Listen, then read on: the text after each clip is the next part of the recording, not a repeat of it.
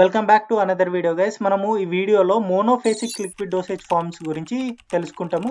ఇది ఫార్మస్యూటిక్స్ 1లో చాలా important topic కాబట్టి ఖచ్చితంగా లాస్ట్ వరకు అయితే చూడండి. Before that I want to thank everyone for your love and support. మీరు ఇట్లనే నాకు సపోర్ట్ చేస్తే మాత్రం ఖచ్చితంగా ఇట్లాంటి వీడియోస్ చాలా వరకు చేయడానికి నాకు హెల్ప్ఫుల్గా ఉంటుంది. Thank you so much. ఇప్పుడు మనము మెయిన్ టాపిక్లోకి వెళ్ళిపోదాం. Firstly what are monophasic liquid dosage forms?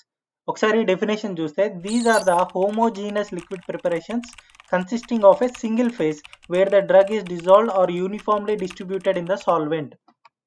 ఏమంటున్నారు? It is a homogeneous liquid preparation which is nothing but మనకు సొల్యూట్ అనేది సాల్వెంట్ లో యూనిఫామ్ గా డిస్ట్రిబ్యూట్ అవుతుంది అనుకోండి, దాన్నే మనము హోమోజీనస్ లిక్విడ్ ప్రిపరేషన్ అంటాము.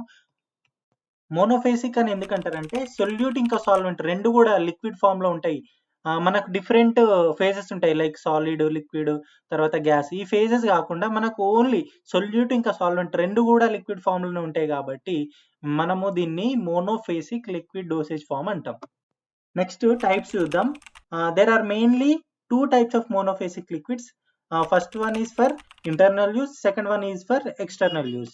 Internal used monophasic liquids is for oral administration and second one external use for application on skin or mucous membranes. కొన్ని ఎగ్జాంపుల్స్ చూద్దాము. ఇంటర్నల్ యూజ్ లో మనము ఓరల్ అడ్మినిస్ట్రేషన్ అనుకున్నాం కదా. ఫస్ట్ ఏమో సిరప్స్ ఎగ్జాంపుల్ చూసుకుంటే paracetamol syrup. సెకండ్ది ఎలిక్జర్ ఎగ్జాంపుల్ చూసుకుంటే అంబ్రాక్సాల్ ఎలిక్జర్. థర్డ్ది డ్రాప్స్ లో మనకు మల్టీవిటమిన్ డ్రాప్స్ ఉంటాయి, ఇంకా చాలా వరకు ఉంటాయి. ఫోర్త్ది సొల్యూషన్స్ లో మనకు sodium chloride oral solution is the example. Next external use examples చూద్దాము. ఫస్ట్ది లోషన్స్ లో కెలామైన్ లోషన్ ఎగ్జాంపుల్. తర్వాత మౌత్ వాషెస్ లో క్లోర్హెక్సిడిన్ మౌత్ వాష్. తర్వాత గార్గిల్స్ లో బెటాడిన్ గార్గిల్స్. ఫోర్త్దేమో ఐ డ్రాప్స్ లో మనకు సిప్రోఫ్లాక్సిసిన్ ఐ డ్రాప్స్ ఉంటాయి, ఇంకా డిఫరెంట్ ఐ డ్రాప్స్ కూడా ఉంటాయి. నేసల్ డ్రాప్స్ లో xylometazoline nasal drops. These are the different examples for both internal and external use. ఇప్పుడు మనం అడ్వాంటేజెస్ అండ్ డిసడ్వాంటేజెస్ కూడా చూద్దాము. నార్మల్ గా మనకు డిఫరెంట్ డోసేజ్ ఫార్మ్స్ ఉంటాయి, లైక్ సాలిడ్స్ ఉంటాయి, తర్వాత సెమీ సాలిడ్స్ ఉంటాయి. కానీ మనము ఈ మోనోఫేసిక్ లిక్విడ్ డోసేజ్ ఫార్మ్స్ ఎందుకు వాడాలి అనే వాటి అడ్వాంటేజెస్ చూద్దాము. తర్వాత వాటి వల్ల వచ్చే కొన్ని కాంప్లికేషన్స్ ఆర్ డిసడ్వాంటేజెస్ కూడా చూద్దాం. First advantages of monophasic liquids. దీంట్లో చూసుకుంటే easy to swallow, suitable for children and elderly. Normal గా చిల్డ్రన్స్ లో టాబ్లెట్స్ ఇంకా క్యాప్సిల్స్ అడ్మినిస్ట్రేషన్ అనేది ప్రాబ్లం అవుతుంది, కానీ సిరప్స్ అనేది ఈజీగా మనం అడ్మినిస్టర్ చేయొచ్చు. ఎల్డర్ పీపుల్లో కూడా చాలా వరకు ఈసోఫేగైటిస్, తర్వాత స్వాలోయింగ్ ప్రాబ్లమ్స్ ఉంటాయి కాబట్టి ఈజీగా స్వాలోయింగ్ కి ఈ మోనోఫేసిక్ లిక్విడ్స్ అనేటివి యూజ్ అవుతాయి.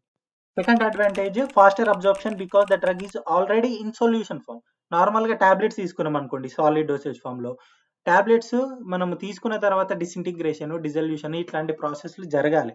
కానీ మనం ఒకవేళ ఈ మోనోఫేసిక్ లిక్విడ్ తీసుకున్నాం అనుకో, ఆల్రెడీ సొల్యూషన్ ఫామ్ లో ఉంటుంది కాబట్టి మనకు అబ్జార్ప్షన్ అనేది ఈజీగా అయిపోతుంది. నెక్స్ట్ అడ్వాంటేజ్ చూసుకుంటే యూనిఫామ్ డోసింగ్ ఈజ్ పాసిబుల్ అంటున్నారు. యూనిఫామ్ డోసింగ్ కూడా మనకు మోనోఫేసిక్ లిక్విడ్ డోసేజ్ ఫార్మ్స్ లో పాసిబిలిటీ పెరుగుతుంది. తర్వాత can be flavoured to improve palatability. ఇది కూడా ఒక advantage.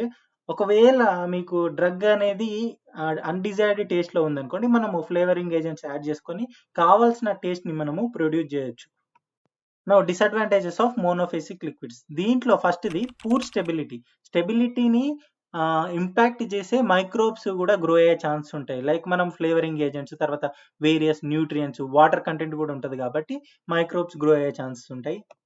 Next disadvantage often requires preservatives వాడాల్సిన అవసరం కూడా వస్తుంది కాబట్టి వేరే వాటితో పోలిస్తే మనకు ఇందులో కొంచెం డిఫికల్టీ లెవెల్ అనేది పెరుగుతుంది ప్రిపరేషన్ టైంలో. థర్డ్ది బల్కీ మీన్స్ లార్జ్ క్వాంటిటీలో మనం ప్రిపేర్ చేస్తాం కాబట్టి ట్రాన్స్పోర్టేషన్లో కూడా ప్రాబ్లం అయ్యే ఛాన్స్ ఉంటాయి. లాస్ట్ది difficult to mask bitter taste of some drugs. కొన్ని డ్రగ్స్ మాత్రమే మనం అడ్వాంటేజెస్లో మాస్కింగ్ టేస్ట్ గురించి మాట్లాడుకున్నాం కదా, కొన్ని డ్రగ్స్ ఉంటాయి వాటి టేస్ట్ని మాస్క్ చేయాలంటే కొంచెం కష్టం అవుతుంది. ఇది ఒక డిసడ్వాంటేజెస్ కూడా మనము తీసుకోవచ్చు. So that's all about the monophasic liquid dosage forms. ఈ వీడియోలో ఏమేమి చూసుకున్నాము, ఇంట్రడక్షన్ పార్ట్ చూసుకున్నాము, తర్వాత ఎగ్జాంపుల్ చూసుకున్నాము, అడ్వాంటేజెస్, డిసడ్వాంటేజెస్. చాలా సింపుల్ వీడియో. తర్వాత ఫర్దర్గా ఏం చూసుకుంటామంటే ఈ ఇంటర్నల్ యూజ్, ఎక్స్టర్నల్ యూజ్ ఒక ఎగ్జాంపుల్స్ ఉన్నాయి కదా, లైక్ సిరప్, ఎలిక్జర్స్, లోషన్స్, ఇవన్నిటి గురించి ఇండివిజువల్గా ఒక్కొక్క వీడియో చూస్తాము. Thank you again for your love and support, and see you all in the next video.